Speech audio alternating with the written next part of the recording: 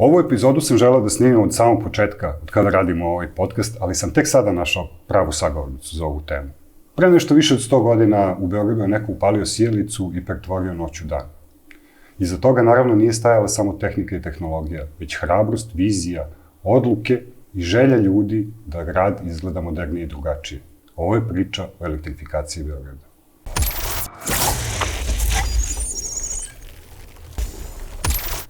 Zdravo svima i dobrodošli u novu epizodu podcasta Elektrifikacija 2.0. Kao što i sam naziv podcasta već kaže, nalazimo se u drugoj elektrifikaciji, a prva elektrifikacija će nama danas biti u stvari tema razgovora.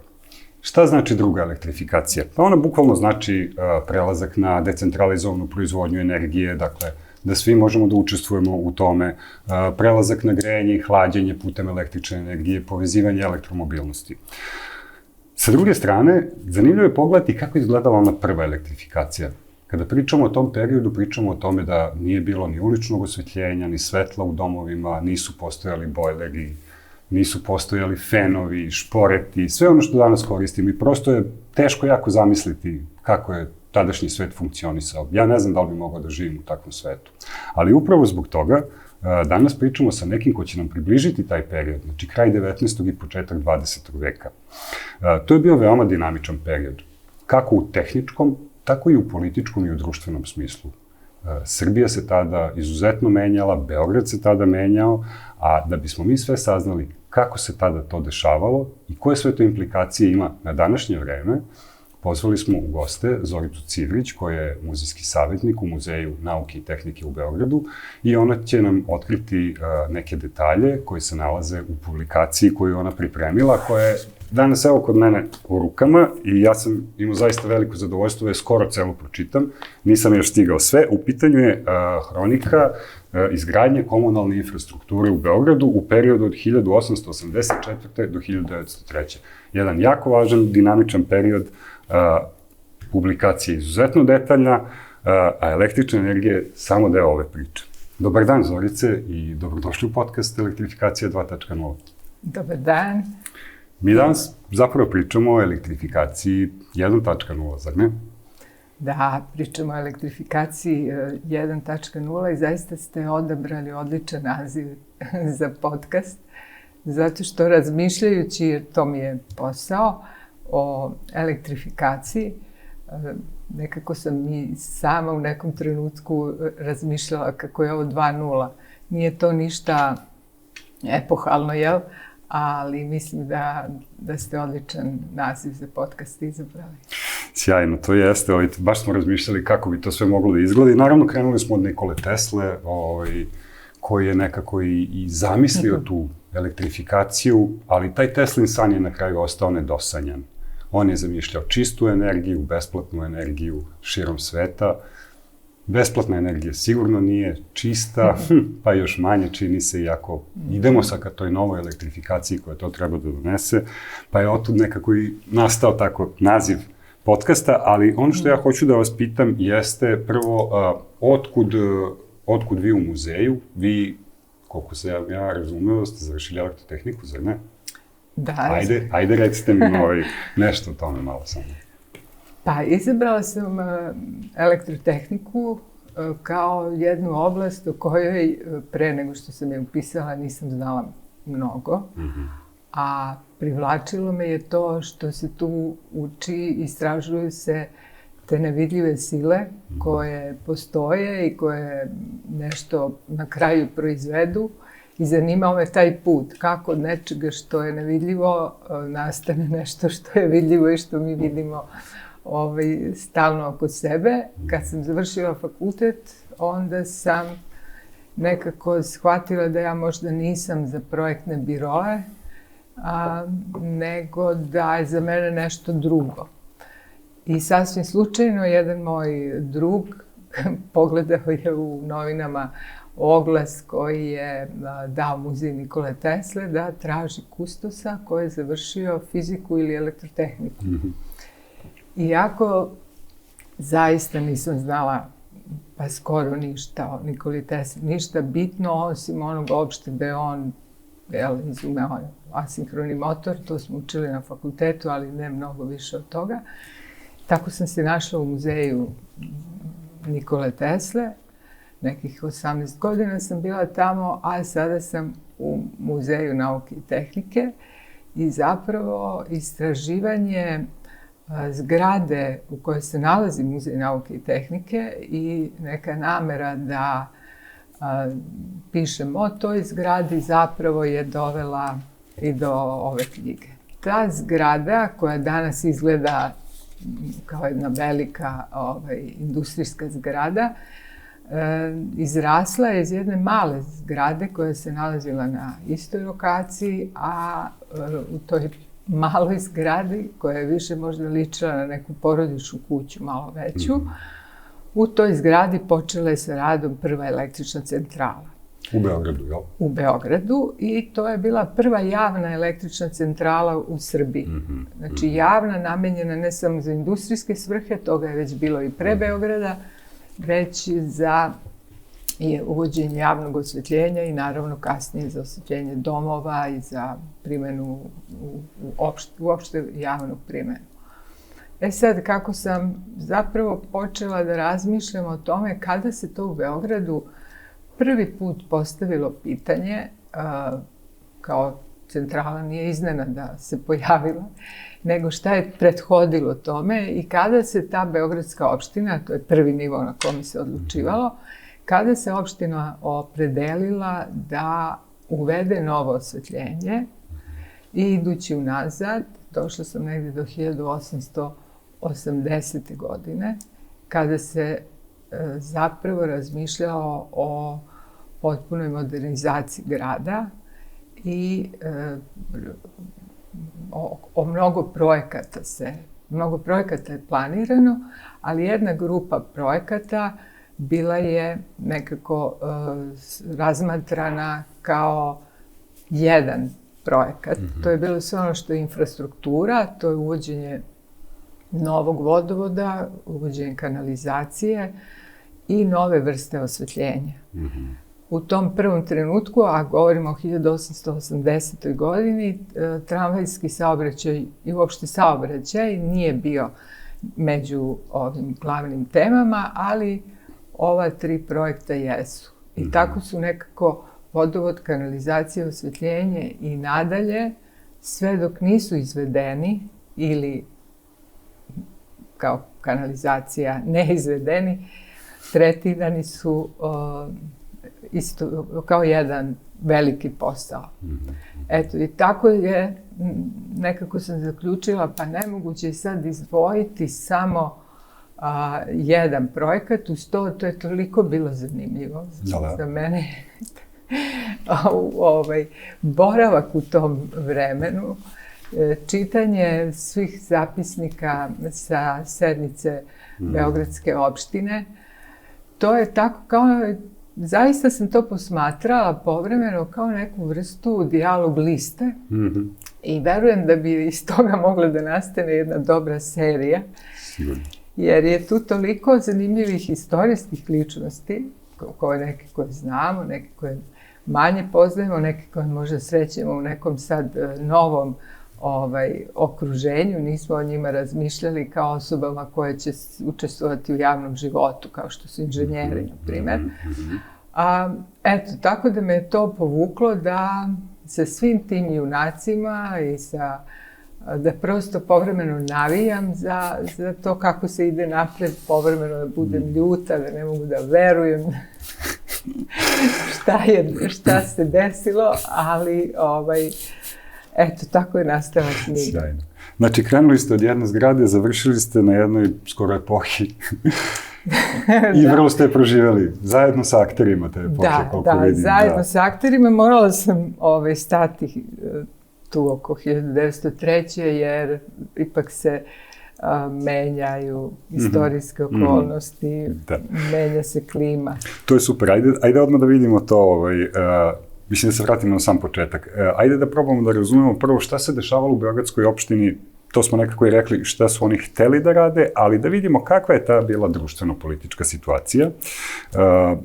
Jer tu znamo da je bilo više vladara, formirale su se stranke, spomenuli ste inženjere koji ulaze u Skupštinu grada, Dakle, jedna potpuna društveno-politička dinamika koja je u stvari negde vodila u tom pravcu modernizacije Beograda.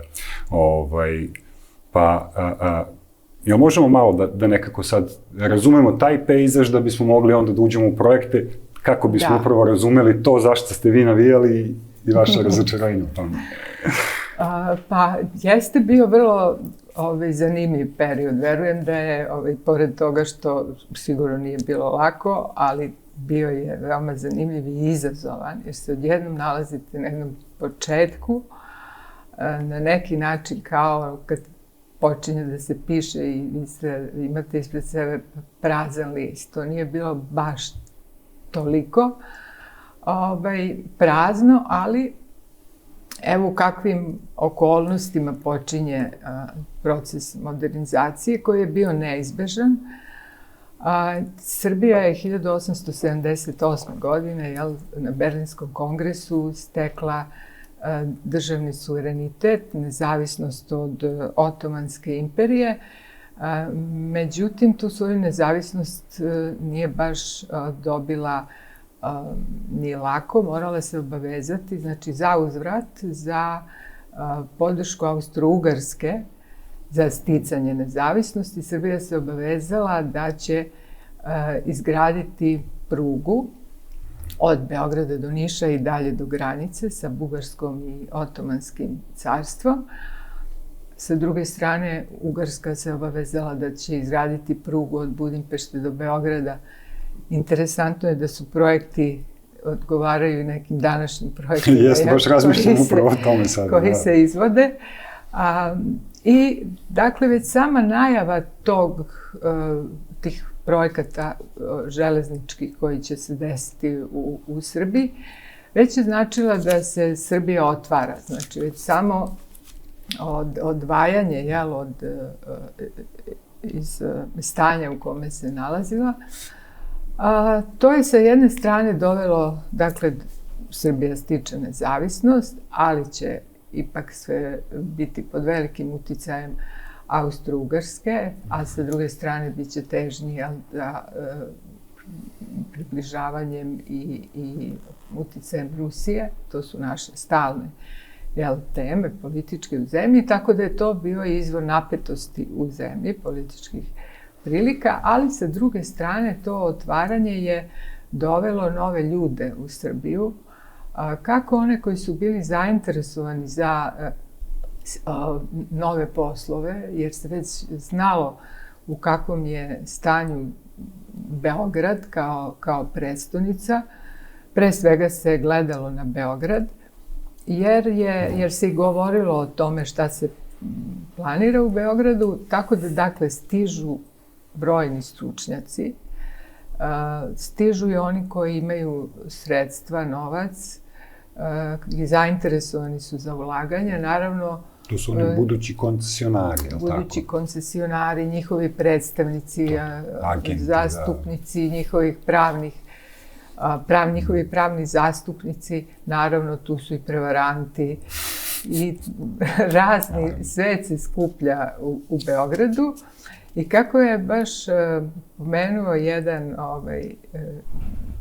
od tih zainteresovanih investitora, Beograd je prosto bio tako otvoren i spreman da čak u stvari možda i nije se imalo vremena razmišljati o nekoj spremnosti, jednostavno sve se otvorilo. Tako da u grad, dakle, stiže novac, stižu ljudi, oni koji bi investirali i stručnjaci. I posebno je bilo važno upravo to što je počela izgradnja železnice.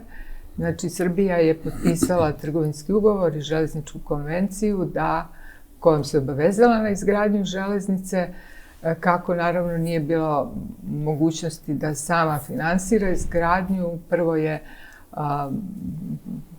potpisala ugovor sa Generalnom unijom francuskom o finansiranju, onda je Unija došla u stečaj, to je izazvalo potrese u zemlji, pa je sklopljen ugovor sa drugom finansijskom institucijom koju su činile francuske i austro-ugarske banke Tako da je za vrlo kratko vreme, od 78. do 81. već bilo jako uzbudljivo, puno potresa i eto to otvaranje ka tom novom što stiže, dakle i dolazak novih stručnjaka, to je doprinelo da se proces modernizacije ubrza. Već 1880. godine tadašnji gradonačelnik Živko Karabiberović, jedan trgovac starog kova, već je otvorio ta pitanja o modernizaciji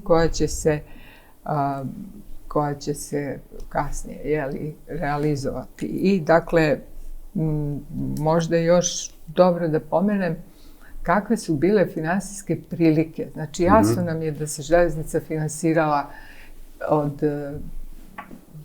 stranog novca, ali 1884. znači kada se kreće ubrzanije ka ostvarenju komunalnih poslova, u to vreme budžet grada iznosio je oko 570.000 dinara, a proračunato je da će projekti koštati 12 miliona dinara. Znači, 20 puta više je potrebno novca za vodovod, kanalizaciju i osvetljenje nego što grad raspolaže. Pored toga, kasnije, kada se opština bude obratila Narodnoj banci za jedan zajam od 10 miliona dinara, što je još malo manje od toga koliko je nama bilo potrebno, ispostavit će se da banka ne bi baš mogla da da toliki zajam jer bi potrošila svoje rezerve. A onda kada je razmišljano o tome da komunalni projekti koji će se izvoditi, da svaki od tih projekata, s obzirom da se na vodovod, kanalizaciju, osvetljenje, saobraćaj, bilo šta drugo što bude uvedeno, da će se plaćati neka taksa, onda se shvatilo da oko 20% stanovništva u Beogradu neće moći da plaća taksu na vodovod. Znači, to je bilo neka ekonomsko stanje zemlje i njenih građana. I samo da pomenem da projekti koji su zamišljeni zaista su bili potpuno preobražujući za Beograd. Pored već vodovoda, kanalizacije i novog osvetljenja, razmišljalo se o izgradnji novih pijaca higijenskih, o izgradnji novih škola, takođe higijenski izgrađenih po novim prosvetnim standardima i sanitarnim standardima. Zatim, Beograd kao glavni grad trebao je da dobije reprezentativnu opštinsku zgradu i zgradu suda.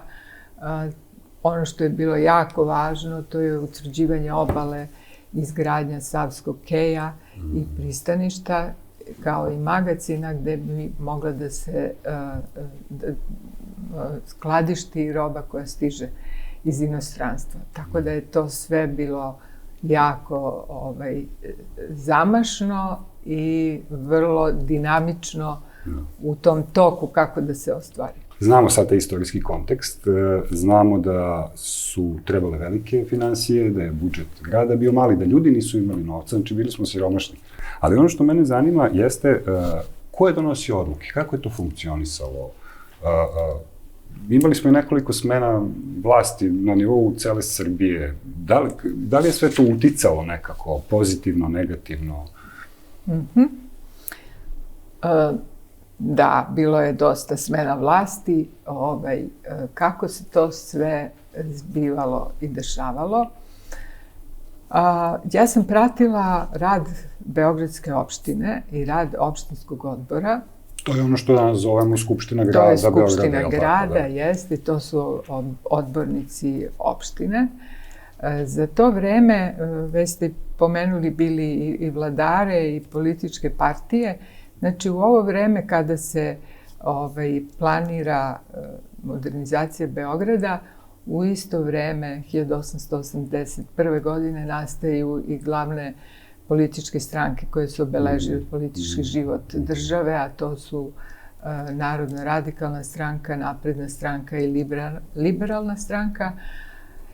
To je vreme vladavine prvo kneza, a potom kralja Milana Obrenovića, koji je knez do 1882. a od 1882. do 1889. godine kralj.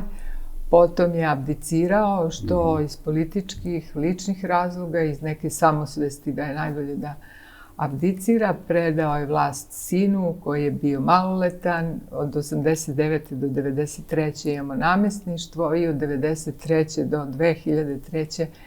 kralja Aleksandra... 1903. Izvinite, kralja Aleksandra Obrenovića. Znači, broj vladara, to su dva vladara, iz kuće Obrenovića. Međutim, izbora je bilo daleko više. Oko 20 puta su za ovo vreme od 84. do 93. održavani izbori za opštinski odbor. Bilo da je menjan samo deo opštinskog odbora ili svi članovi odbora. Zatim, Beograd je bio isto toliko puta u nekoj neizvesnosti šta će biti sa gradonačelnikom, odnosno predsjednikom opštine, koji je jedno vreme postavljan zakonom, pa je zakon promenjen, pa je predsjednik biran na izborima opštinskim. Birali su ga odbornici zapravo. Tako da je to bila jedna toliko promenljiva politička i burna atmosfera, koja naravno nije povoljna za bilo kakva ulaganja, novac ne voli nestabilnost, ali to je nekako bila naša, možda, ne znam, već specifičnost, da u svom tom takvoj toj atmosferi i ti projekti su ipak napredovali. Srbija je imala ustav, znači kad su počele ove reforme komunalne, vlada je ustav iz 869. a 1888. je dobila novi ustav koji je bio modern ustav. Jeste bila parlamentarna monarhija, ali prilično sa autoritarnim vladarom, i to je ono što je obeležilo tu uopšteno političku situaciju u Srbiji. I postojalo je to da Beograd nekako i otpor prema tome što je sve u Beogradu i što Beograd odvlači sve i nema sredstava za druge gradovi, za razvoj ostatka Srbije, ali opet nekako u situaciji kada ste tek dobili nezavisnost i možete samostalno da se razvijate, nekako je prirodno bilo da se uljudi Beograd, jer je stanje bilo jako kritično. O tome je pisao najviše gradonačelnik Vladan Đorđević. To je bilo moje sledeće pitanje, ali hajde samo da kažemo, Vladan Đorđević je bio jedan izuzetan čovjek. Bio je jedan zaista izuzetan čovjek i ne mogu da kažem da sam ga ja tada otkrila, zbog toga što radim u muzeju, u kancelariji sa koleginicom koja je lekar i koja je istraživala život i rad Vladana Đorđevića, moja koleginica Jelena Jovanović-Simić, i nekako sam se ja kroz njen rad i kroz pripremu jedne izložbe čija je Jelena bila autor u Akademiji nauka, meni se ta ličnost Vladana Đorđevića me jako zaintrigirala. Pre svega nisam mogla da poverujem da je to što je radio, kako je uopšte uspeo da uradi. Pa kako uspeo? S obzirom, pa mislim da se radi o jednom izuzetnom zaista čoveku. On je bio pre svega po osnovnom obrazovanju doktor medicine, ali je bio i političar i diplomata, zatim bio i književnik. Jedan je od osnivača zapravo Crvenog krsta našeg, a jedan od osnivača Srpskog lekarskog društva. bio je i predsjednik vlade i ministar prosvete i ministar inostranih dela i diplomata, ali sam nekako shvatila da možda nisu, da to nije možda izolovan primer, da ima ljudi iz tog perioda koji su zaista, Vladan Đorđević ima i veliku porodicu, ali i neki drugi ljudi su možda značajna imena iz tog vremena. Jeste, ima nekoliko imena koji se stalno provlače. Stanojevića, na primer. Takođe se pitate kako u vreme kad su se pisma pisala, znači samo taj rad njihov koji je bio vezan za pisanje, za komunikacije, kako se to sve tom ipak brzinom odvijalo i kako je taj njihov opus tako veliki. Vladan Đorđević je 1883. godine postao član Napredne stranke. Znači, njega su i lične osobine, prepoznat je kao, s obzirom da je on reformisao i vojni i civilni sanitet, njegove osobine reformatora i izvanrednog organizatora posla i službi bile su već poznate. Ali je tome doprinao i političke okolnosti su doprinale tome da postane gradonačelnik. Znači, postao je član Napredne stranke i on je bio i savezni poslanik, odnosno poslanik u Skupštini, Narodnoj skupštini Kraljevine Srbije i pripremio je predlog zakona o trošarini, što će biti jako važno jer se smatralo i 1880. znači kad se nastala prva ozbiljna iskazana namera o preobražaju grada, da će trošarina, a to znači novac koji se ubira od poreza plaćenog na robu koja ulazi u grad. Da je to možda da će biti dovoljan prihod da se obave svi poslovi koji su potrebni ili bar deo poslova na preobražaju grada. Znači, to je trošarina je budžet u stvari. Trošarina je jedan veliki izvor budžeta. I Vladan Đorđević, koji je i bio jedno vreme odbornik u Skupštini, ali 70. 71. On je već i razmišljao znači, o tome šta sve može da se uradi u Beogradu i sastavio nacrt zakona o trošarini. Kada je 1883. je vlada Napredne stranke i naredna vlada 83. 4. je takođe vlada Napredne stranke.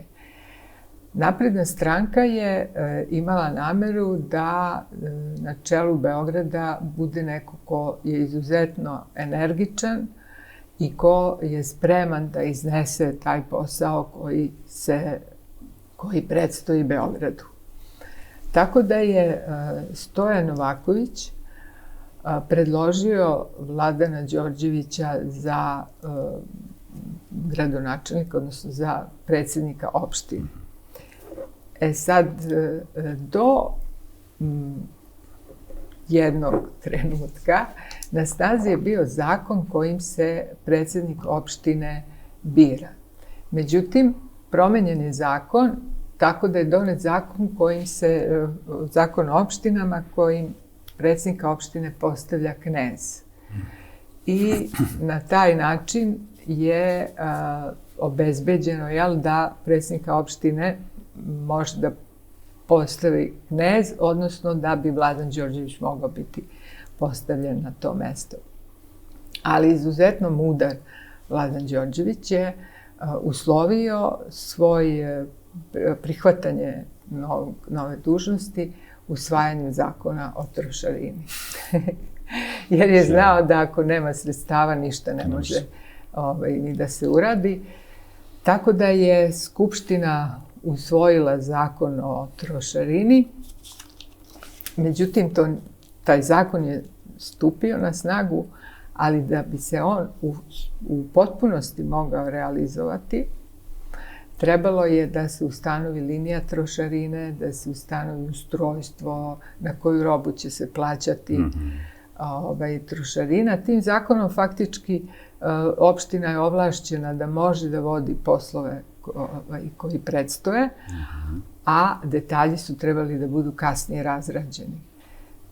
I ti detalji neće biti kasnije razrađeni, to će kasnije biti jedan od razloga da Vladan Đorđević da ostavku. Ali, dakle, njegove lične osobine, znači savršen organizator, već provereni reformator, sanitarni, jer ono što je Beogradu predstojilo je sanitarna, pre svega, reforma. Otuda je on i mislio da je kanalizacija prvi projekat koji treba da se izvede.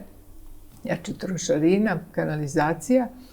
Jedino za sve projekte koji su bili pred Beogradom, važno je bilo da se uradi topografsko snimanje grada. Zato što je za svaki od tih projekata potrebno da se znaju ulice, pravci, kuda će se postavljati cevi, bilo da su cevi za vodovod, kanalizaciju, bilo da je instalacija za električno osvetljenje. Tako da su to, eto, on je zapravo, kada je postao gradonačelnik u avgustu 1984. On je vrlo brzo doneo prvi plan o razvoju Beograda. Bio je, na neki način je sam sebe postavio kao resurs. Znači, sve svoje resurse je stavio u funkciju grada i planiranja i izvođenja radova koji su bili pred gradom. Eto, to je osnovno što bi se moglo reći o okolnostima i o čoveku koji je pokrenuo, kao motor je pokrenuo reforme. I verujem da je bio čak i za tih godinu dana najbolji gradonačelnik u tom periodu.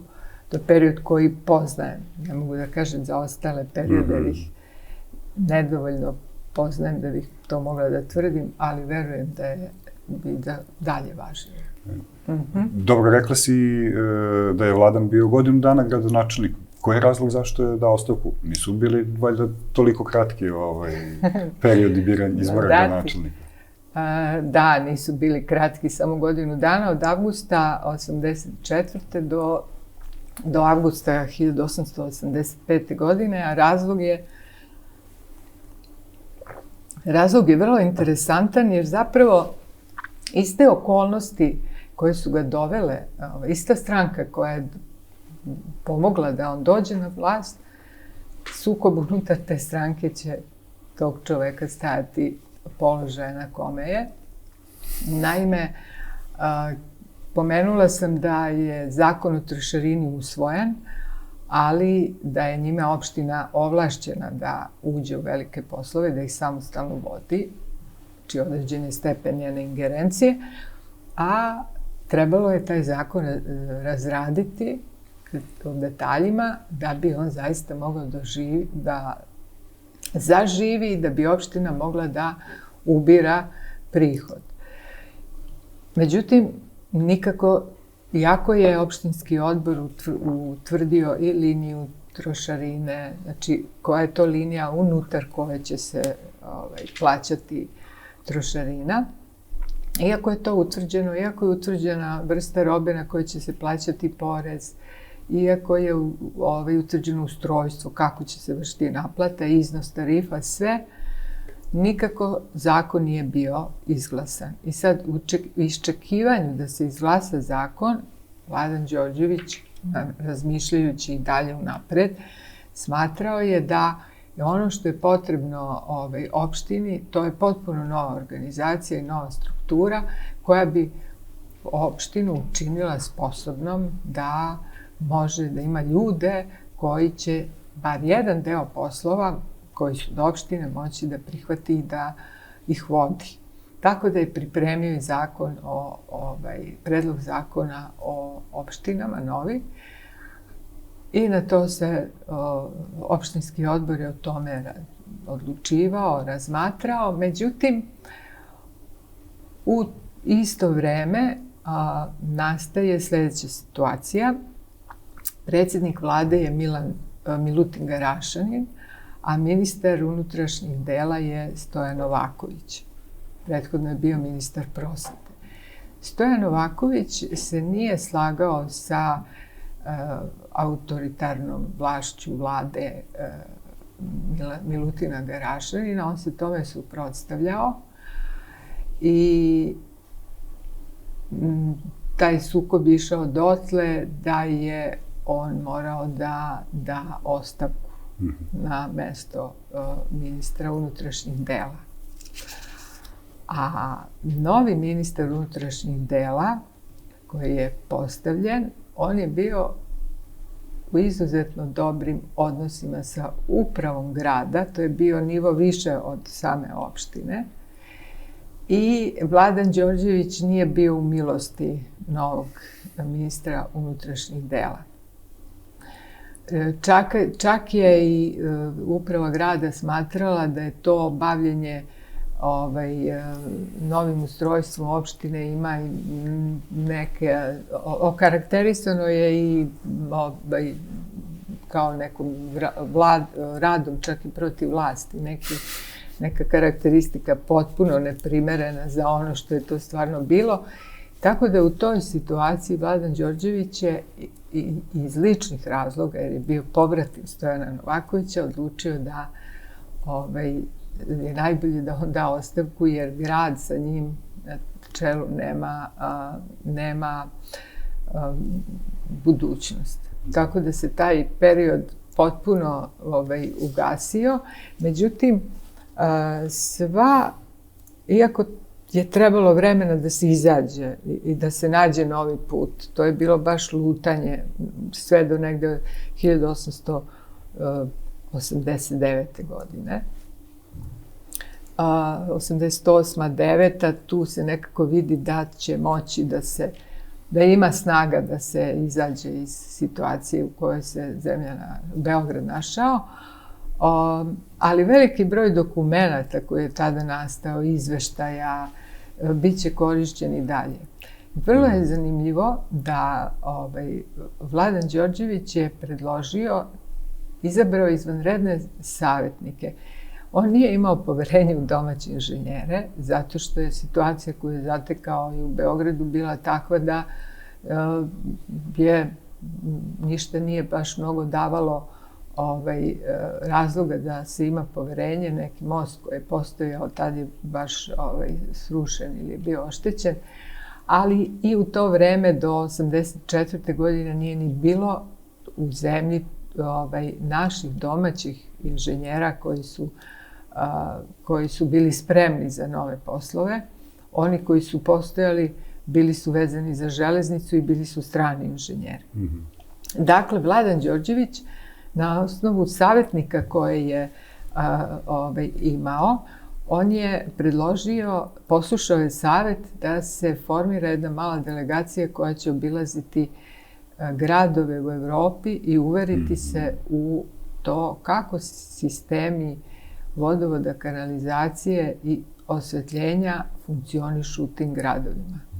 Tako da je obiđeno ukupno 15 gradova u 8 država za mesec i po.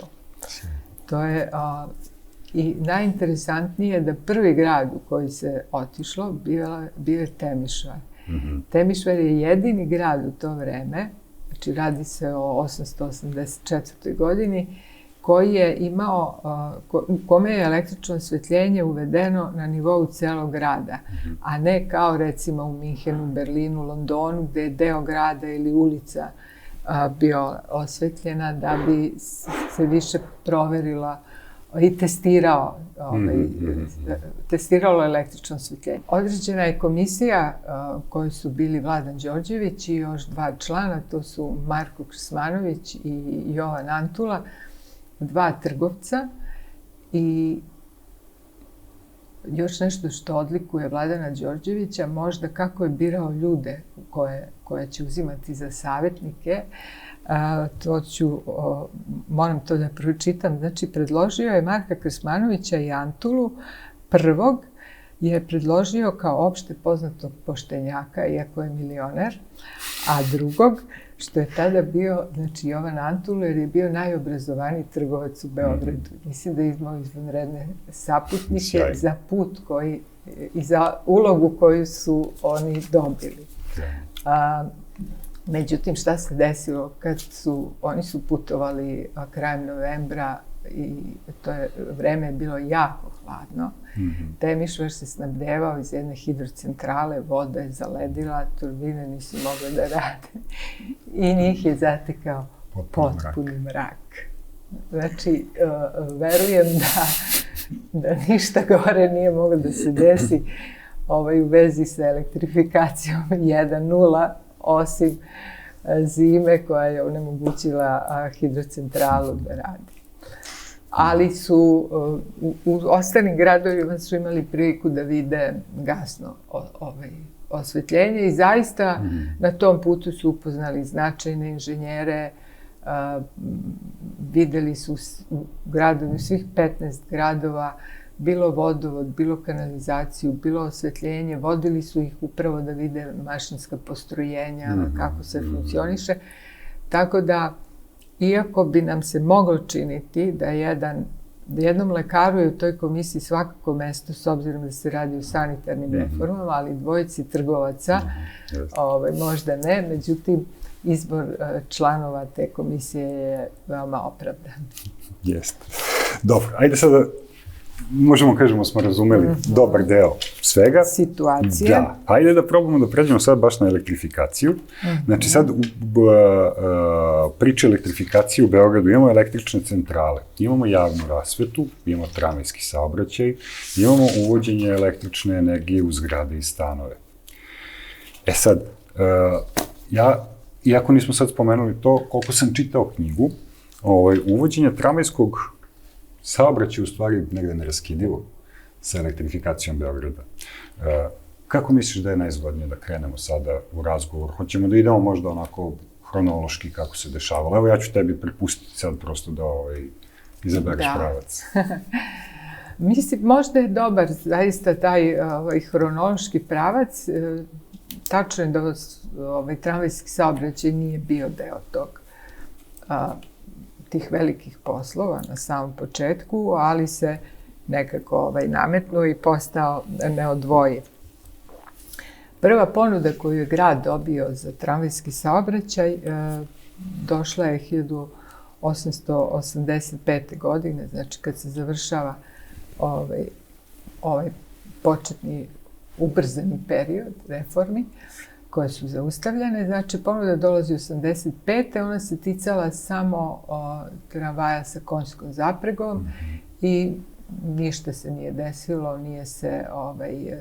nije realizovana ni ponuda, ali u to vreme nisu postojali ni uslovi za koncesiju koju bi eventualno opština mogla da da. To je ono u smislu infrastrukture, prosto gde bi se oni kretali, to, kako bi to pravila neka, jel? Da, nikakva pravila nisu postojala.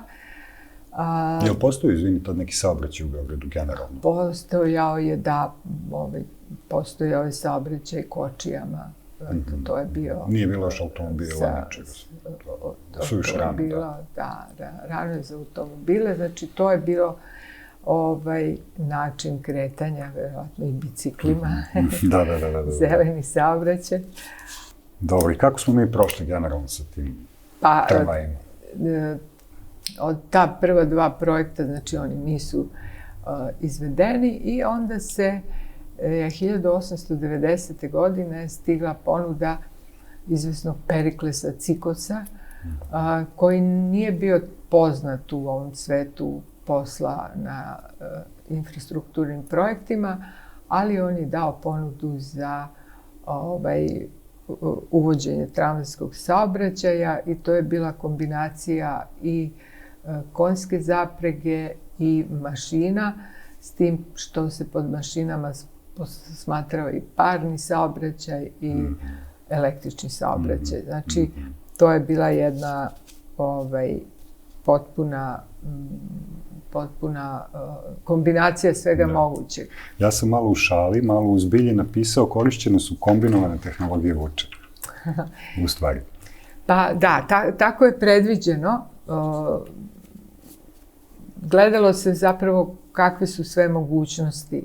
A Perikles Cikos je verovatno već imao u vidu da bi on, ako već predviđa da će se baviti tramvajskom infrastrukturom, da je razmišljao i o izgradnji električne centrale. Jer to je, zašto bi neko drugi imao centralu, ako faktički centrala postoji samo zbog osvetljenja, bar u prvo vreme, i tramvajskog saobraćaja.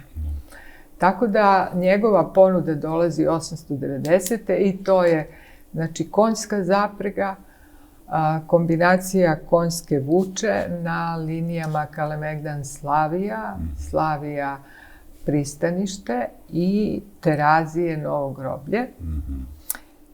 Onda samo mašinska vuča na liniji Terazije-Točider, to će kasnije biti prva električna linija, prvi električni tramvaj, a ostale dve linije bile su prema dogovoru sa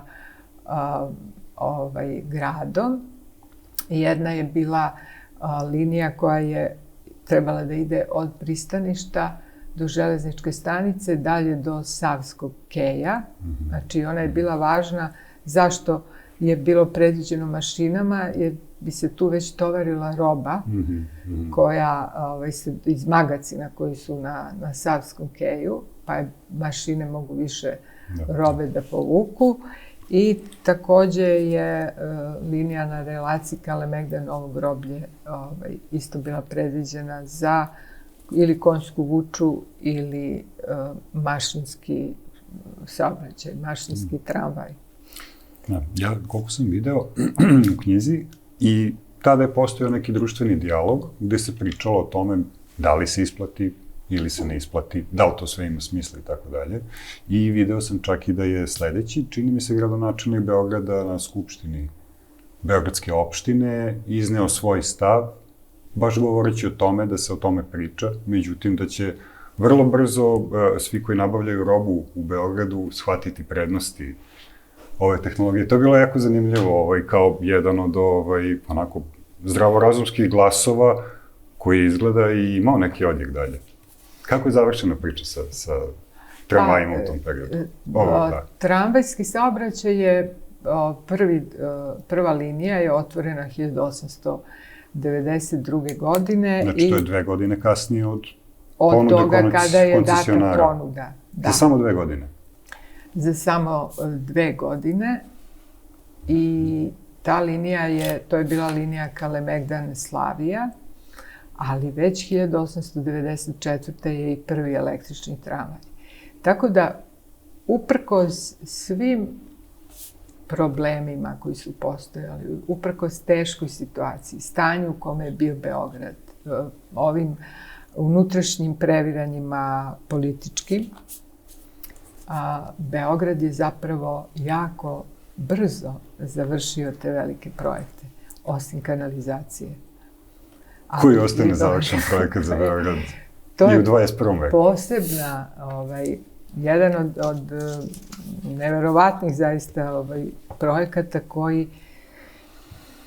koji je dugo pripreman i koji do dan danas, kao da još nismo do 2.0 čak stigli. Kanalizacija 2.0. Svi imaju kanalizaciju. Kanalizacija 1.0 je još u toku. Dobro, ali ajde da se mi držimo ove naše teme, možda da nastavimo odmah sa javnim osvetljenjem.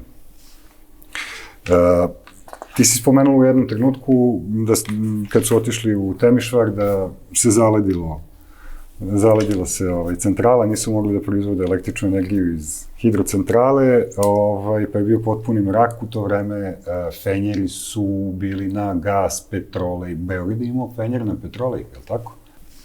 I Vidio sam da su čak radili izveštaje o potrošnji i to kako... Mislim, još tada je već postojala vrlo jasna svest da je to sistem koji mora da bude uređen. Ono, čak su imali informacije koliko je fenjerđi potrebno da zapali fenjer. Koliko dugo gori to gorivo. Da, dakle, jako je zanimljivo. Da. Jeste. Ja sam, 10 minuta proveo čitajući te izveštaje i nisam mogu čudo da se načudim, moram da priznam. Ali ajde da vidimo, šta su bili najveći izazovi tog petrolejskog sistema i šta se dešavalo dalje sa elektrifikacijom? Pa, Beograd je imao negde oko 1890. godine oko 560 fenjera. Tu je jedan od problema bio kvalitet gasa. Petrolej se nazivao gas. Znači, on nije bio u gasnom stanju, ali se nazivao gas. Tako da,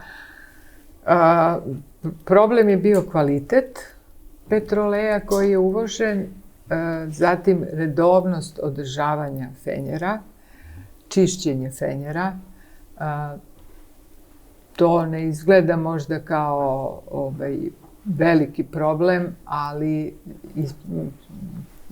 ispostavilo se da je bio veliki problem. Da je trebalo, znači neko je trebalo da kontroliše da li se fenjeri redovno pale, redovno gase, jer je trebalo i paljenje i gašenje. Grad nije bio osvetljen, osvetljavanje nije počinjalo rano. Čak i kad je uvedeno električno osvetljenje. Jeste, vidio sam i po mesecima da su oni imali broj sati dnevno, koliko, pa u najdužim, najkraći dan kad je 27 sati radio samo fenjer. Sad kako su oni birali taj period, ja ne znam, ako mrak padne u 4, a svane u 8 ujutru. Izlazila je satnica, u Beogradskim opštinskim novinama je bila satnica kada će se, i znao se i mesečeve mene, znači kolika je pomoć meseca u osvetljenju, pa je onda po tome određeno kako će se paliti i gasiti fenjeri. Ali kada je prvi put odlučivano o električnom osvetljenju, 880. Ja mislim da je doneta, 884. izvinjavam se, da je doneta za to vreme razumna odluka, da je, znači 82. je u Njujorku prva Edisonova termoelektrana proradila. Znači 2 godine posle toga samo u Beogradu se smatra, a opet po onome što je viđeno u evropskim gradovima, da je električno osvetljenje ipak još uvek eksperiment. I da možda stvarno za Beograd nije da sada na sve što druge, ako možemo da kažemo, možda preče stvari, jer ako je zdravlje u pitanju, možda električno osvetljenje, jer nema taj prioritet, mada je uvođenje električnog osvetljenja shvaćeno i kao jedna mera za sprečavanje kriminala, zato što će osvetljavanjem ulica biti doprineće bezbednosti, a i uopšte higijena, mada je postojao strah od električne struje, ali požara, ali opet s druge strane i fenjeri su mogli da izazovu požar. Tako da, dakle, ta odluka da se prvo ide na gasno osvetljenje je možda bila razumna, ali vrlo brzo je odlučeno da 1890. krajem 1890. godine, kada je, znači, na istoj sednici na kojoj su odbornici opštine obavešteni da je stigla ponuda pomenutog Periklesa Cikosa za uvođenje tramvajskog saobraćaja, formirana je i komisija koja je trebala da odluči o osvetljenju Beograda. I zapravo dilema, čak i dilema Vladana Đorđevića bila dobro definisana. Da li uzeti nešto provereno, kao što je gasno, ili električno, koje trenutno je na nivou eksperimenta, ali izgleda da je to osvetljenje budućnosti. Tako da, dobro je izabrano i zaista, zaista mislim da za vreme i okolnosti u kojima se dešavalo sve u Beogradu, da je to izvedeno dobro. Dobro, i ta odluka je znači donesena 1890. Kada se pojavilo električno osvetljenje u Beogradu. I kako je to? Kako je to? Je li odmah to bilo sve u celom centru ili kako su oni to organizovali? Samo još da ne propustim da pomenem Đorđa Stanojevića, zahvaljujući kome mislim da je električno osvetljenje uvedeno u Beograd. Zahvaljujući njegovim nastojanjima, on je bio član komisije koja je odlučivala o novom osvetljenju. Predsjednik komisije bio je po dužnosti gradonačelnik Nikola Pašić, ali zapravo je tu presudnu ulogu imao Đorđe Stanojević, koji se zalagao za električno osvetljenje. Nasuprot je bio Marko Leko, ne samo Marko Leko, ali kao član komisije, inače hemičar, koji je značajno doprineo ostvarenju svih ovih projekata i on je imao opravdane razloge kojih je zastupao gasno osvetljenje. Međutim, Stanojević je bio i dobar taktičar. On je u gradskoj skupštini, znači to ide u prilog onome da se komuniciralo o radovima koji treba da se izvedu i o upoznavanje građanstva o čemu se radi, bar kad je u pitanju, u ovom slučaju, električno osvetljenje.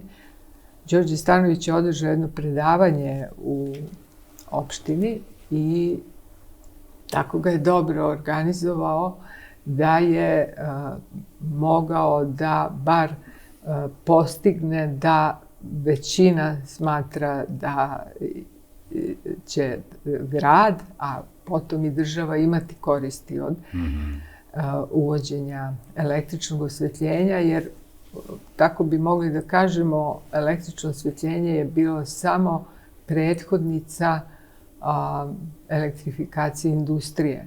Znači prvo osvetljenje, a posle industrije. Ali industrija nije bila dovoljno razvijena da bi joj u to vreme električno osvetljenje mnogo pomoglo. Kada su sijalice zasvetlele, nakon što je 1891. potpisan ugovor sa koncesionarom za uvođenje tramvajskog saobraćaja i za izgradnju električne centrale, odmah su počeli radovi iste godine. Sad, koliko je opština, recimo, oko uvođenja vodovoda drugačije nastupala, opština je uzela zajam i opština je obezbeđivala nadzor na izvođenjem radova. Ugovori su bili vrlo detaljno pretresani, postojali su stručnjaci za tu temu, domaći inženjeri su bili angažovani. Međutim, u slučaju električnog tramvaja i električnog osvetljenja najveštiji je bio sam Stanojević, jer je tu vrsta, posebno kad se radi o osvetljenju, vrsta proračuna koja je za koju je trebalo imati znanja, zaista je bila specifična i tu se pokazalo da on najbolje može da se bavi kalkulacijom jačina osvetljenja, cena radova, cena mašina. On je tu jedini zapravo bio sposoban. To je ono pravi inženjerski rad. Pravi inženjerski rad. I zaista je on nekako sve ovo vreme kojim se ova knjiga bavi, on je tu osoba. Ako on nije u Beogradu, a član je neke komisije, komisija skoro da ne može da da izveštaj, tako da je njegova pomoć tu bila presudna. Znači, za taj sam početak. A za uvođenje električnog osvetljenja bilo je predrasuda, bilo je straha kao i svuda, ali, kao što je to bilo, mislim, i u drugim zemljama, ali 893. najzad osvetljenje počinje. Koncesionar nije bio toliko odgovoran.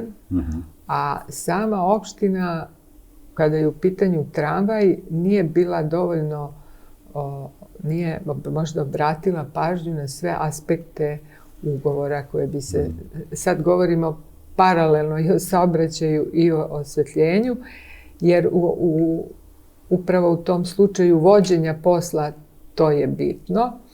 Koliko je ovamo za vodovod, znači, pratila svaki korak, pratila, jer je bio važan kvalitet vode, pa je detaljno sve proveravala. Ovamo je, ako mogu tako da kažem, to bilo labavije, nije dobro definisala tarife, nije definisala dobro, recimo, kod tramvaja kad će polaziti, kakva je dinamika vožnje. Kod električne centrale opet je bilo drugih problema, tako da je posao malo otezan, ali opet izveden je do 1893. godine.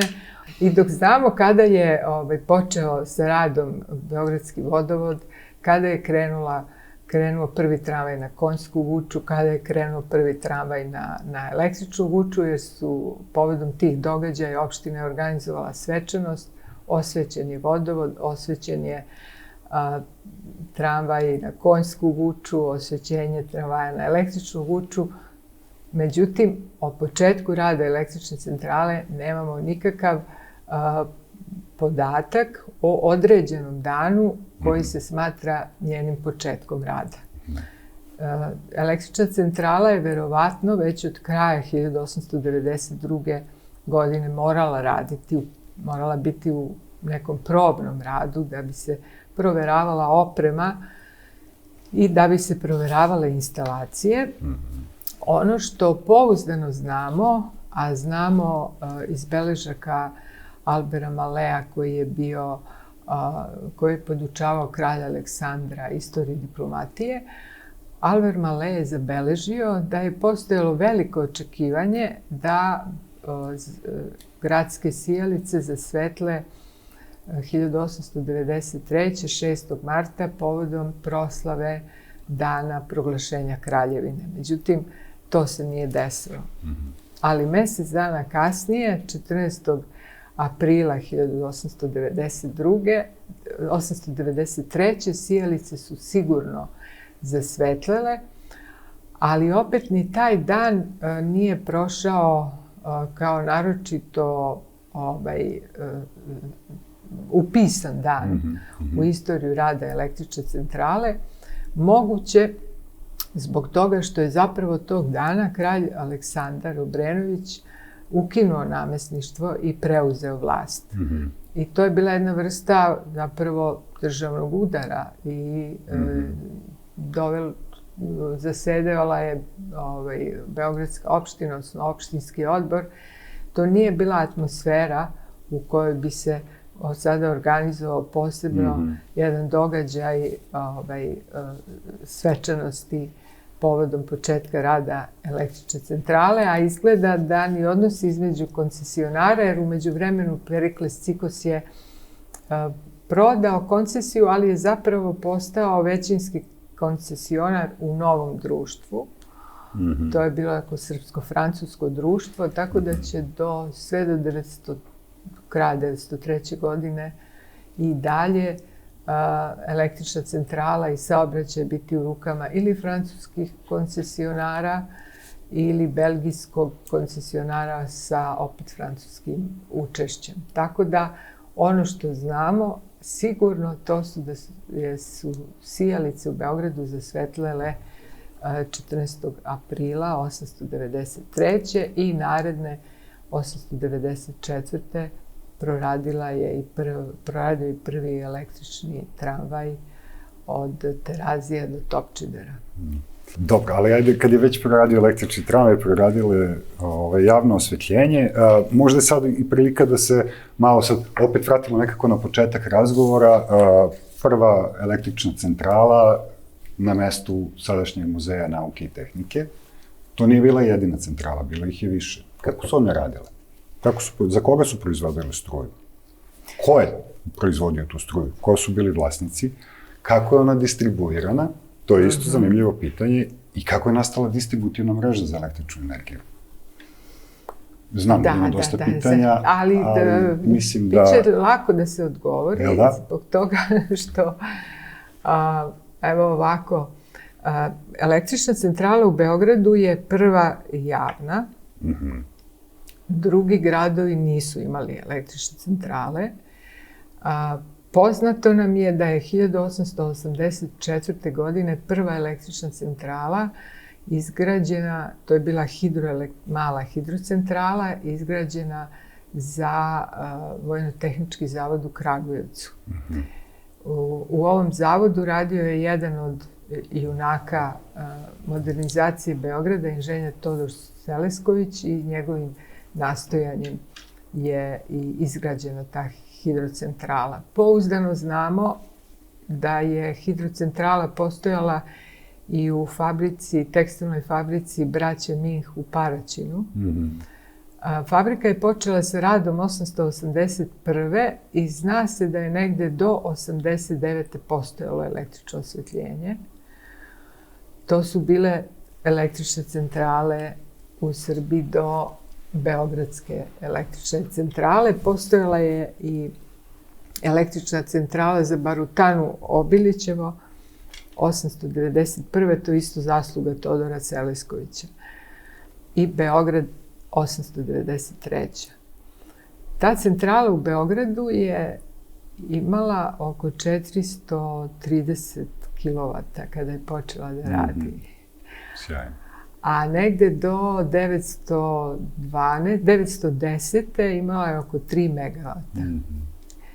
Sve ostale centrale u Srbiji su imale 1 megavat. Do 918. u Kraljevini Srbiji postojale su 3 opštinske centrale, domaća akcionarska društva su pomogla izgradnju 7 električnih centrala, strano društvo 1 i privatni kapital je učestvovao u izgradnji 3 električne centrale. To je otprilike struktura ulagača i vlasnika. Da, sad baš to zvuči zanimljivo, pa to zvuči onako baš kao neki kapitalizam koji mi baš ne poznajemo. Mislim, do 90-ih ne poznajemo uopšte taj kapitalizam, a to je u stvari funkcionisalo prilično dobro. To su bili, recimo, primer Valjeva, gde je Mateja Nenadović, unuk velikog Mateja Nenadovića, je, ja mislim, svoju porodicu doveo do teške ekonomske situacije iz ogromne želje da izgradi električnu centralu. Ima nešto u ljudima ili uopšte u Srbiji koji su tako prihvatili elektrifikaciju i tu novinu su prosto zagrlili i uradili sve što je moguće da je realizuju u Srbiji. Kao što je to bio slučaj u Užicu, gde je Maviša Atanacković se postarao da naravno u svim ovim mestima i Đorđe Stanović je pomogao, inicirao, pomogao, savjetovao i u projektovanju, ali to je zaista bio ogroman korak za vreme i za stanje u kome se zemlja nalazila i gradovi. Pošto si pitao i za distributivni sistem. Jesam, da.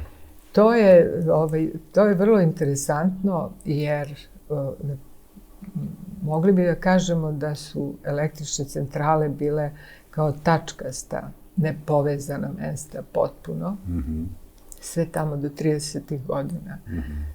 Znači, ako u jednom gradu nije bilo struje, on ne bi mogao da primi struju od suseda. Nije bilo mreže. Izolovano je sve bilo, da. To su u stvari bile neke mikromreže oko centrale. Jeste, oko centrale. Naravno, znamo, jer tamo gde je jednosmerna centrala, jednosmerne struje, struja može da se prenese 200-300 metara i to je to. Najviši naponski nivo u Beogradu je bio 2,1 kilovat. Prvi, to je Znači, to je bukvalno samo distributivna gradska mreža. Prvim dalekovodom smatra se dalekovod od Vučja do Leskovca, koji je bio na naponu 7,5 kV. Pa je sledeći naponski nivo uveden negde 20. godina i to je bio 25. godine prešlo se na naponski nivo 25 kV. Pa je naponski nivo tek posle Drugog svjetskog rata 110 kV 52. godine. Da. Dobro, to smo ušli tada u standarde koji danas važe. Da. Ali prva mreža formirana je, počela je da se formira 30. godina, kada je ova prva centrala koja je počela da radi u Beogradu prestala sa radom, a počela je sa radom termoelektrana Snaga i svetlost ovde u našoj blizini, na obali Dunava. I 37. godine je počela sa radom termoelektrana Vreoci. I te dve elektrane su postale okosnica Snaga i svetlost i Vreoci prvog elektroenergetskog sistema u Srbiji. Do tada je sve bilo znači gradovi komplikovanije. Faktički nije bilo prenosnog, samo distributivni nivo. Da, jasno. Dobro, ali sad recimo kada to posmatramo u nekom možda današnjem kontekstu, te male centrale sa svojih nekoliko korisnika su u stvari možda i neki prvi primjeri energetskih zajednica koje danas pokušavamo da formiramo kao neki koncept. I upravo dosta toga, koliko čujem iz priče, se povezuje s tim da su, znači, korisnici blizu proizvodnje električne energije i u stvari ono o čemu pričamo je decentralizovana proizvodnja energije koja posle toga kreće u centralizaciju u ovaj sistem koji nam je danas poznat, koji opet nekako sad želimo i da menjamo. Da, nisam tako razmišljala, ali zaista to jeste tako. Znači, dobro je biti nezavistan, a imati mogućnost da se priključiš na sistem. Tako je. Pa eto. Mi to zovemo energetska bezbednost i nezavisnost. Nešto što je nekad se smatrano zaostalošću, zapravo nije bila... Jeste. Upravo tako i mnoge stvari se vraćaju. Recimo te energetske zajednice, nosioci tih energetskih zajednica su uglavnom energetske zadruge. Dakle, vraćamo i koncept zadrugarstva koji nikad nije prestao u brojnim delovima sveta, osim kod nas, zbog svega što se dešavalo. Sad se vraća i koncept zadruga. Dakle, sada neke stare modele prenosimo u novo vreme i to je jako zanimljivo. I kad smo već kod starih modela i prenošenja nečeg u novo vreme, ja sad moram da pitam jednu stvar. Znači, prvo smo imali te električne centrale koje su bile jednosmerna struja. Pa smo onda imali centrale koje su bile monofazne, ali i neizmenična struja, pa smo na kraju došli do trofaznih centrala na neizmeničnu struju. Sad, pošto pričamo o periodu od 1884. do 1903. pričamo o elektrifikaciji. Nikola Tesla je tada već bio priznati naučnik. Sad, mi iz ovog perioda Nikolu Teslu znamo pa kao boga električne energije. Barem i u Srbiji to tako posmatrano. A šta su njegovi savremenici?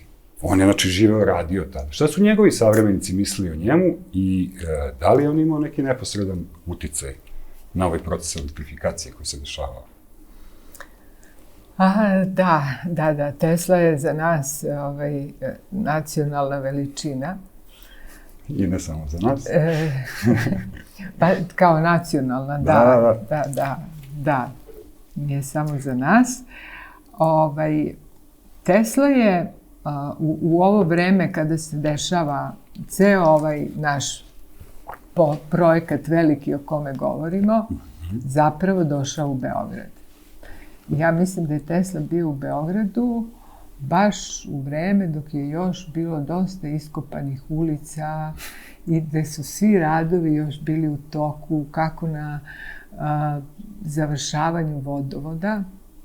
Vodovod je bio na kraju, ali mislim da je još uvek bilo razmeštanje instalacija za električno osvetljenje, postavljanje stubova, kablova, stubova za osvetljenje. Znači, on je došao jedan grad koji je bio u velikom poslu. I on je ovde dočekan kao veliki Srbin, pre svega, od javnosti. Zasluga najveća za njegov dolazak pripada Đorđu Stanojeviću. Dobro. Nikola Tesla je te 892. godine zapravo imao jednu, mogu tako da kažem, trijumfalnu godinu, jer je pre dolaska u Beograd, a došao je u Beograd da se već našao u Evropi, on je održao predavanje u Londonu i kasnije nešto u Parizu.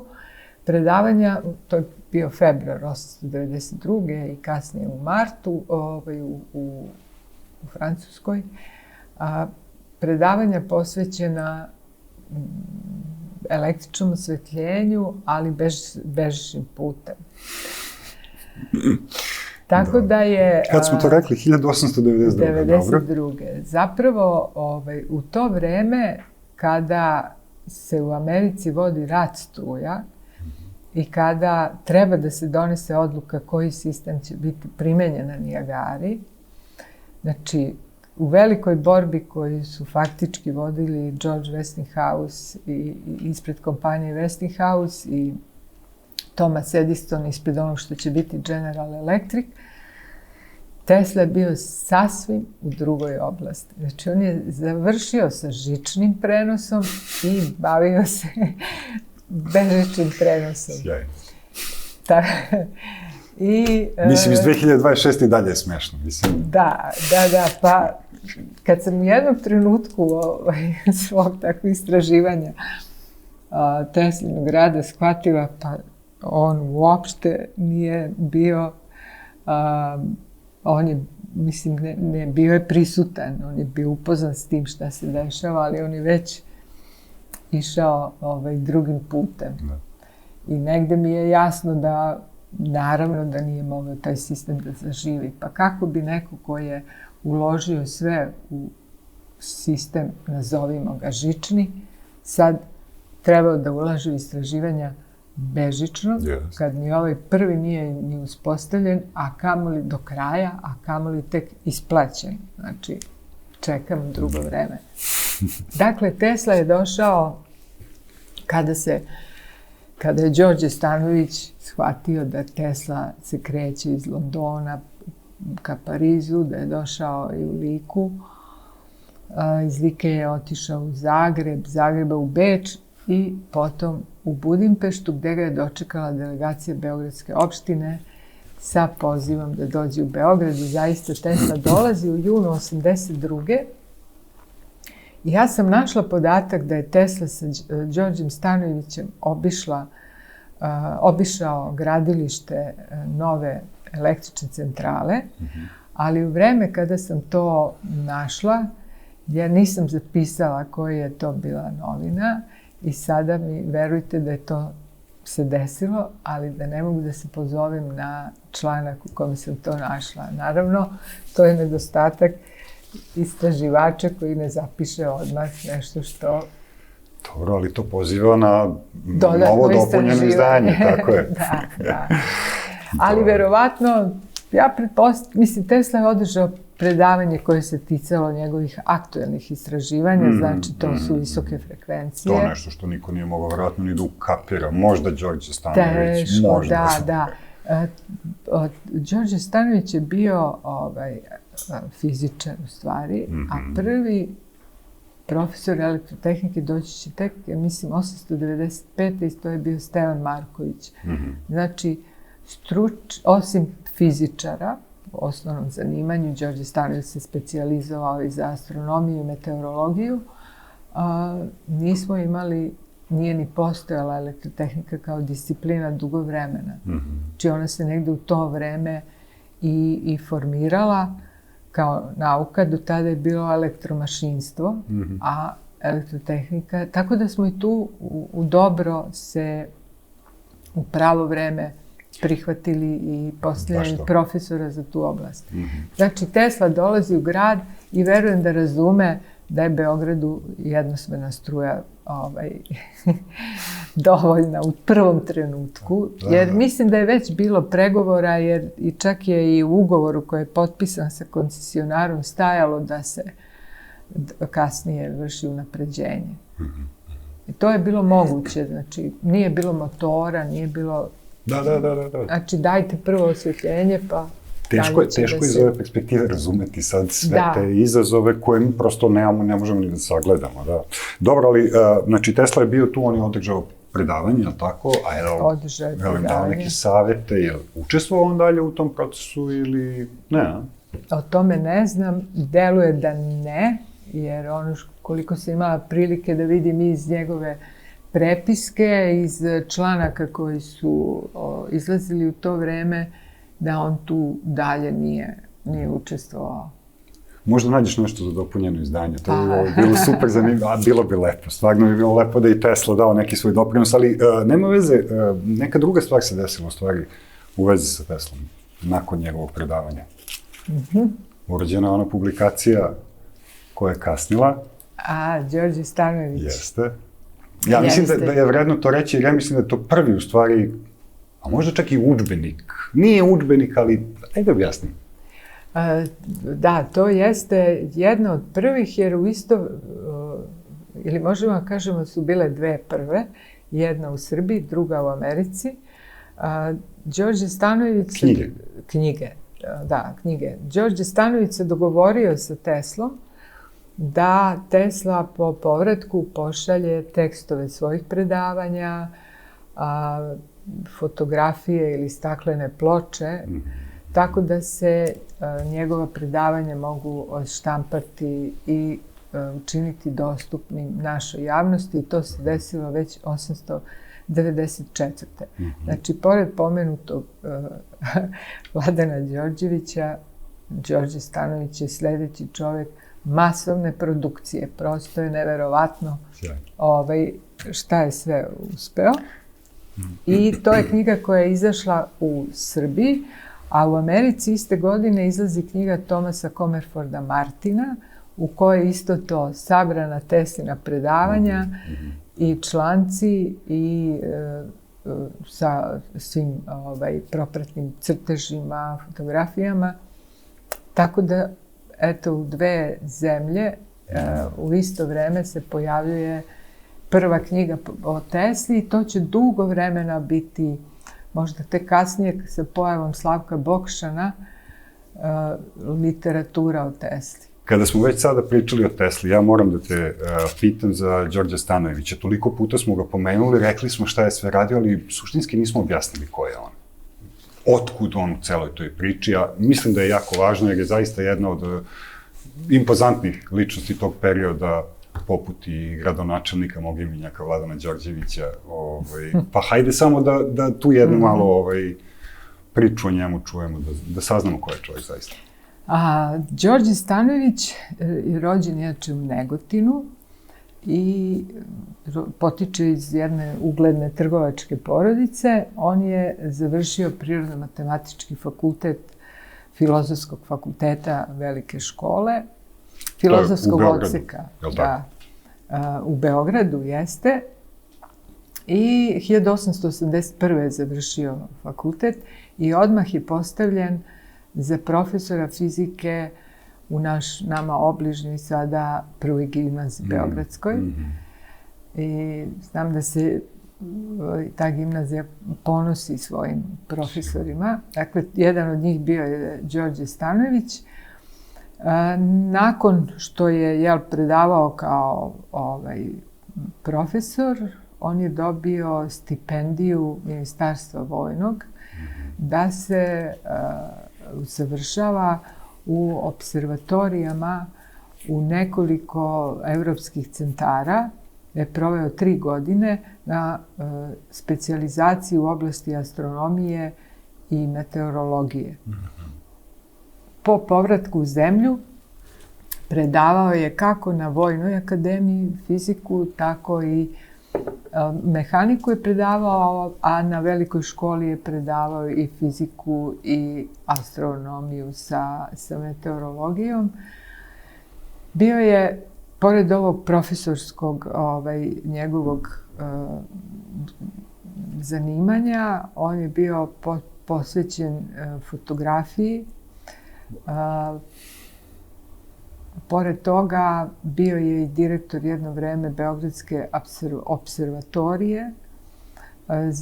Preduzimao je neka putovanja radi proučavanja sunca, a ovde u našoj zemlji zaista je odigrao veliku ulogu u tom, prvo u objavljivanju radova kojima je ne promovisao elektrifikaciju da bi je promovisao, već da bi zapravo objasnio koliko će to doprineti razvoju i boljem životu ljudi i šta će doneti državi.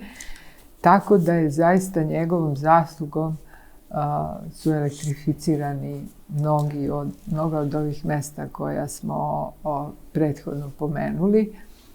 I ovde u Beogradu je potpuno bio posvećen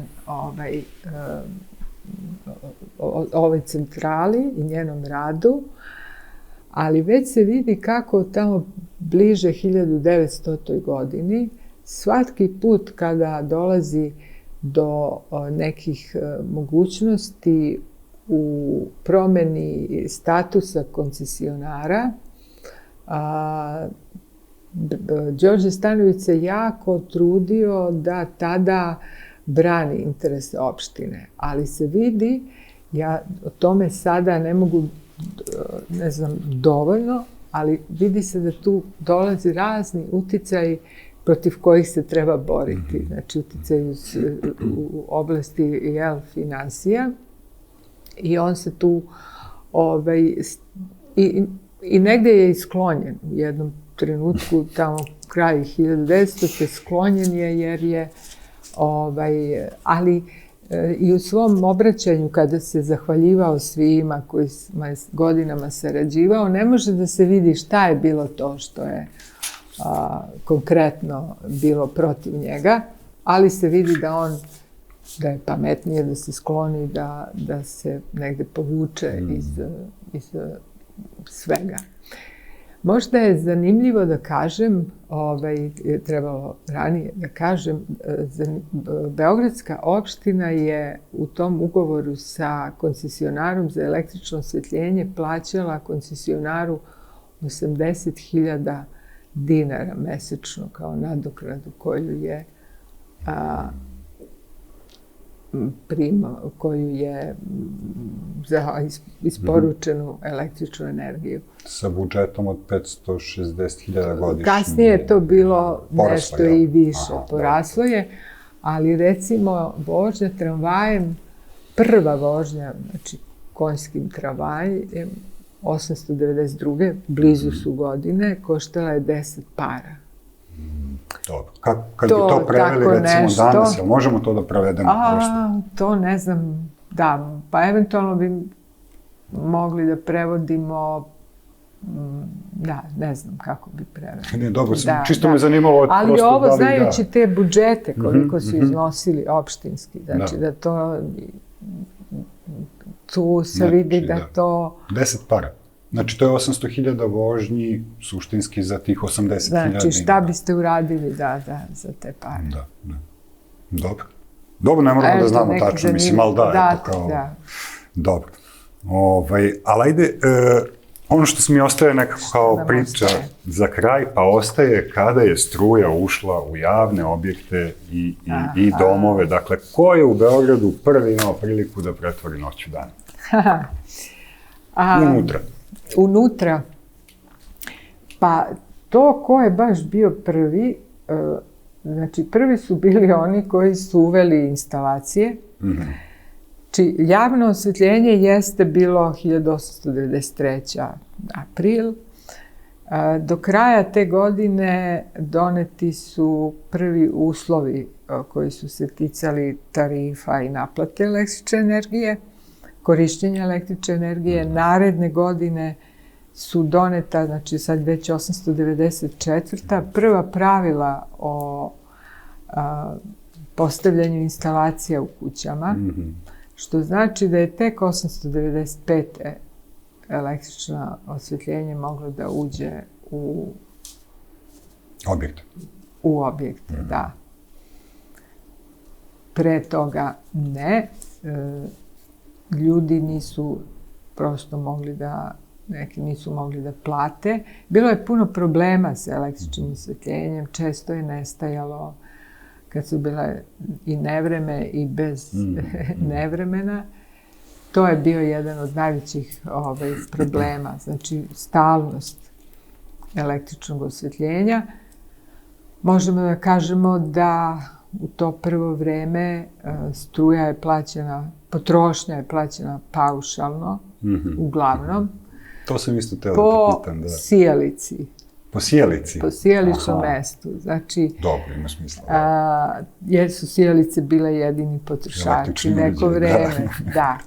Tako da se prijavljivao broj sijalica i određivana je, sijalice su zaduživane u opštini, preuzimane i jer bi se tako garantovalo koju snagu sijalice koristite.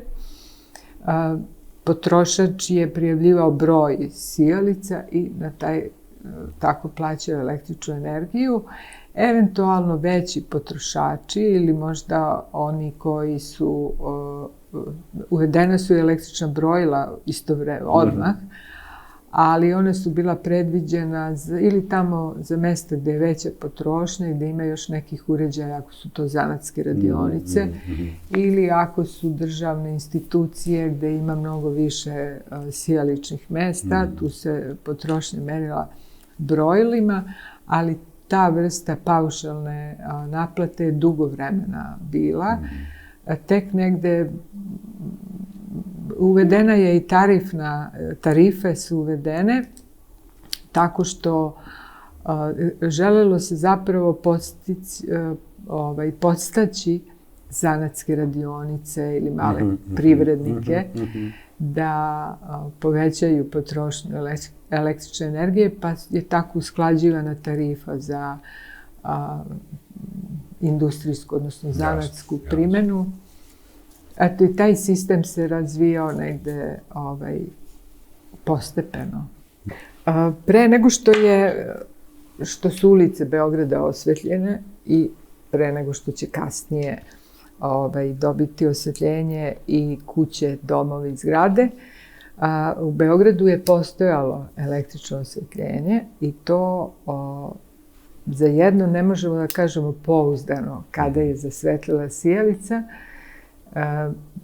Prvi trag je bio da je sijalica zasvetlila 1880. godine ispred kafane Hamburg, koja se nalazila na mestu na uglu Masarikove i Kneza Miloša, gde je bila zgrada, i danas je zgrada elektrodistribucije. Sad, ja verujem da je taj podatak da je 1880. nekako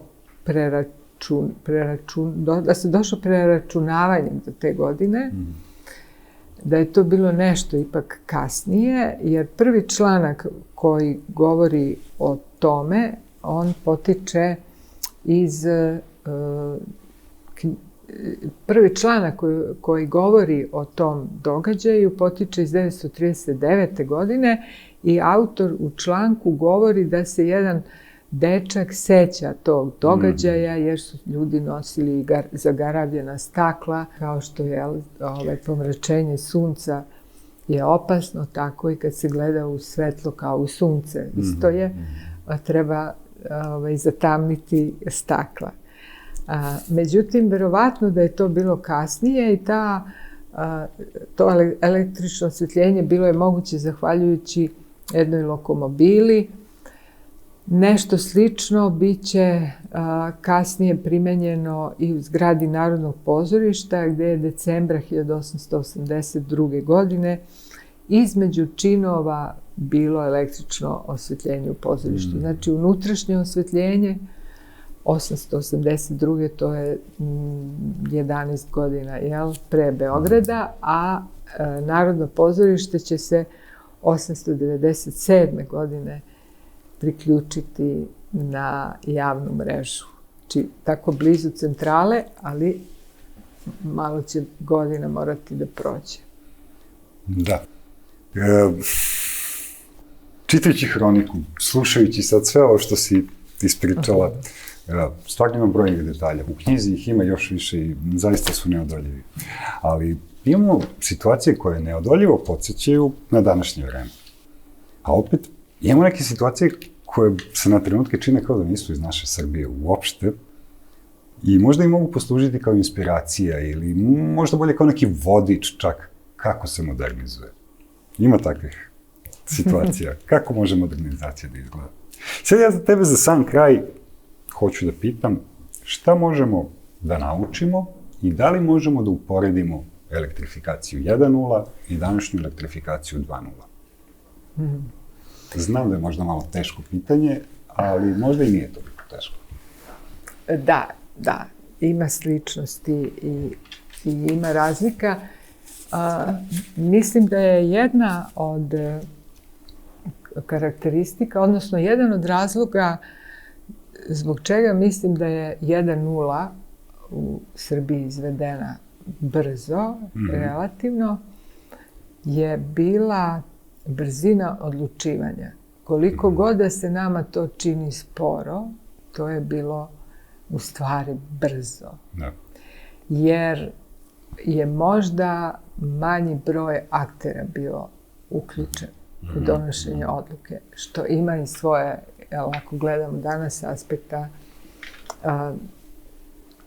uključivanja aktera, tada ih je bilo manje. Danas postoje što domaća javnost, pa imamo brojne organizacije koje u svom domenu imaju i pitanja elektrifikacije, zelenih agendi, znači sve ono što prati temu energetike. Pa onda potrebno je i uskladiti se sa politikom Evropske unije. Sve zbog toga što je energetika jedan sistem, centrale su u mrežama. Tako je. I sve što je mreža, sama mreža uključuje više aktera. Tako da je, znači, jedna karakteristika jeste da je možda danas sporije odlučivanje, dok se svi akteri ne izjasne, a onda je odlučivanje išlo brže. Koliko god da nam se čini da je bilo sporo. I čini se možda i sa manje opcija za razmatranje. I sa manje opcija, da. Znači nije, to je ili, nema. Znači samo je elektrika. Danas treba prethodno, recimo, dok se uopšte donese odluka, danas je potrebna dodatna istraživanja, ne znam, merenje osunčanosti, merenje studije. A danas mislim da sve što je vezano za elektrifikaciju je na neki način transformacija potpuna društva koja se dešava istovremeno. Znači, kad se za 1.0 benefiti, čekalo se na godine dok se vide benefiti. Posebno u slučaju u Srbiji. A sada već ako vidite, imali smo 14 centrala, ali od toga su imali dobiti samo mesta u kojima su one bile. Danas sa jednim izvorom koji napravite, benefit može da bude i veći u zavisnosti od kapaciteta. Tako da mislim da 2.0 je mnogo više vezano za razne aspekte društva, posljedice, mnogo toga je uključeno. Strahovi i otpori su i u 1.0 i u 2.0. Opet možda u 1.0 strahovi su bili vezani samo za udar struje. Znači, eventualno vam je život u pitanju. A 2.0 ne dovodi život u pitanje, osim ako se radi o nuklearnim elektranama, ali je vezano za zaštitu prirode, bilo da se radi o vetrogeneratorima, bilo da se radi o solarnim elektranama, bilo da se radi o termoelektranama. Znači, zaštita životne sredine dominira i živog sveta, dominira elektrifikacijom 2.0, toga u elektrifikaciji 1.0 nije bilo. Ja se čak sećam samo da su na jednom sastanku opštinskog odbora inženjer Stevan Čađević je pominjao štetnost dima koja se u ovom delu Dorćola gde se mi nalazimo, gde je bilo nekoliko industrijskih, zanatskih postrojenja, da tu postoje dimnjaci i da će i ovaj dimnjak porašće zagađenju. Znači, to je jedino mesto. Znači, to je kraj 19. veka, gde ljudi razmišljaju o zagađenju. Da. 2026. mi vodimo još uvek tu borbu i još uvek vodimo te razgovore. Da. I za sam kraj, Zorice, ja sam imao jednu ideju koju želim da podelim sa tobom, a mislim da ćeš se složiti sa mnom. Ja bih voleo da sve naše gledalce, ne sve, ali prva 3 naša gledalca koji su došli do ovog dela emisije, u stvari odgledali celu epizodu podcasta, da im damo na poklon ovu knjigu. Za njih 3, pa ko se prvi javi. Ljudi, znači, evo, ako ste odgledali do sada, javite se odmah u komentarima i rezervišite svoju kopiju knjige. Ja se nadam i da oni koji dobiju ovu knjigu da će biti veoma srećni da je čitaju kao što sam ja bio srećan na Ako dođe do kraja i ako se jave za knjigu. Dobro, odlično. Zorica, tebi hvala puno na ovom razgovoru. Hvala tebi, baš sam obnovila sećanje. Dobro, ali meni je jako važno, smo i popričali u jednom periodu u našoj istoriji koji je, pa nama je sad već dalek. Ali on pokazuje u stvari koliko su se tada postavljali neki temelji društva koje mi dan danas koristimo uopšte bez svesti. Baštinimo, kako se to dešavalo. I baštinimo, ali često i odlazimo od tih vrednosti koje su tada imali i inženjeri, ljudi koji su vodili modernizaciju i Beograda i Srbije. Tebi hvala i ja se nadam da ćemo imati prilike da, ja navijam da ćemo imati prilike da i čitamo dopunjeno izdanje, a ja bih te zamolio da ti nastaviš od 1903. na ovamo, pa da vidimo šta se to još zanimljivo dešavalo. Hvala ti svakako i jako mi je drago što si bila gost. Hvala tebi zaista na pozivu. Ja sam uživala jer isto mislim da mi zaista ne poznajemo dovoljno to vreme, odnosno mi poznajemo više političku istoriju zemlje i vojnu istoriju, a onda sve ovo drugo što čini i život, o tome se malo zna, a meni se u stvari sve to čime su se ljudi krajem 19. veka suočavali čini toliko životnim nekako i toliko aktuelnim, iako je 30 godina, da je zaista vredelo posvetiti im mali deo života moga. Jeste sigurno i hvala ti što si to podelila sa nama kroz ovakvu publikaciju. Kroz ceo razgovor mogli ste da vidite da električna energija i elektrifikacija nije samo tehnički proces. To je u stvari bilo uvek društvena promena i onda i sada. I zato danas dok pričamo o elektrifikaciji 2.0, o prozumerima, energetskim zajednicama, toplotnim pumpama, elektromobilnosti, bilo je vredno podsjetiti se kako je sve ovo počelo, jer ako ste pažljivo pratili razgovor, sva pitanja su ostala ista.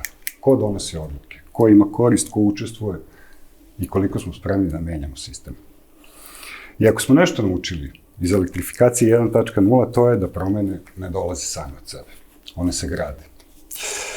I zato, za sam kraj, hvala i vama što ste pratili ovu epizodu podcasta i nadam se da ćete gledati i sledeću, gde donosimo jednu jako novu i veoma zanimljivu temu. Vidimo se do tada. Prijatno.